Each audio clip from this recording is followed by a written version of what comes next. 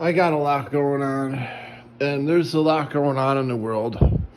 And even though I'm tired and I've been working like a fucking dog, I have to make these videos.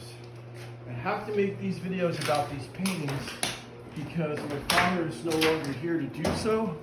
And he wanted me to make these videos about these paintings and him talking about them. He was often too sick to do so, and my brother had piled a bunch of stuff in here, and we couldn't put the paintings up on the wall for us to talk while they're in the background, while he talked about them. But I talked about them with him, and I watched him make these paintings here on the walls.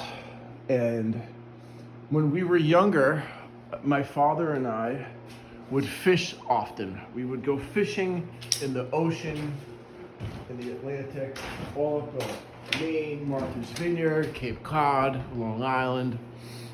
And when you're a fisherman and you look in the water, there's always things that you discover in your eye, just like when you're looking at something camouflage that can camouflage itself in the forest, your eye looks at things that you think may be a fish camouflaging itself in the water.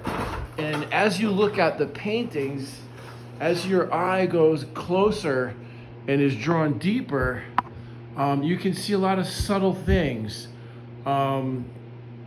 that begin to look like fish and sparkling things that you'd see in the water.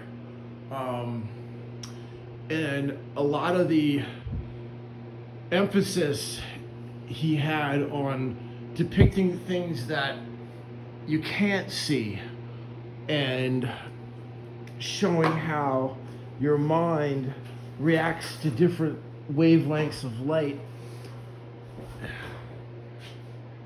was inspired by the ocean and the sea and the way light reflects off of it.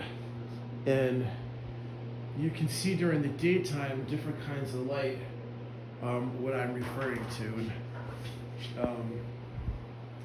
I think it's important that people know more of what he was trying to do here, because it's very hard for some people. They try to understand things. So I'm trying to give some type of explanation for people who find these paintings hard to understand and where they're coming from, because if you look at them, the closer you look at them, they actually work as their own organisms and entities, if you will.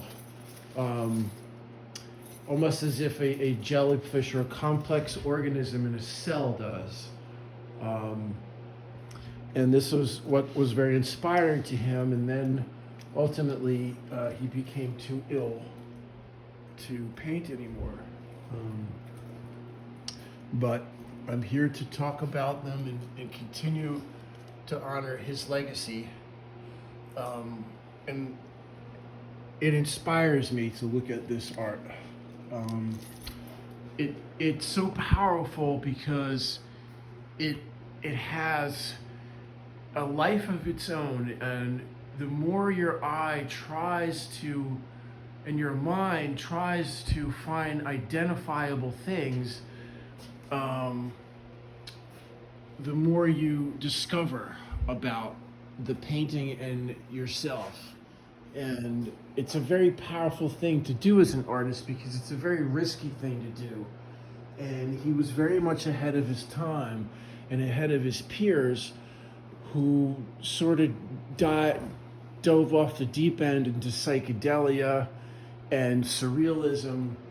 And he stayed true to like a Van Goghism and expressionism type of high quality painting. My father could literally draw anything, and so could my mom.